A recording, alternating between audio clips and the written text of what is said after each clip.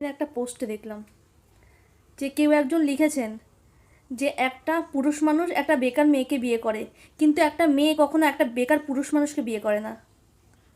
এটা সত্যি নয়। করে করে করবে। আপনি করবেন তো?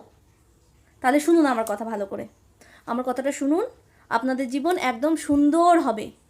একটু শুনুন, মন দিয়ে শুনুন আমার কথাটা। আপনাকে প্রথমে ওই মেয়েটি বিয়ে করবে, তারপর আপনাকে নিয়ে তার বাপের বাড়িতে চলে যাবে। না, আপনার বাড়িতে যাবে না, মেয়েটির বাপের বাড়ি নিয়ে যাবে। রোজকের বউ, চাকরিওয়ালা বউ। আপনাকে তো শ্বশুরবাড়ি যেতেই হবে।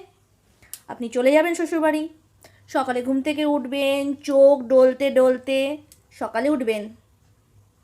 সকালে উঠে চোখ ডলতে ডলতে কোথায় যেতে হবে? রান্নাঘরে। আর রান্নাঘরে গিয়ে চা করতে হবে।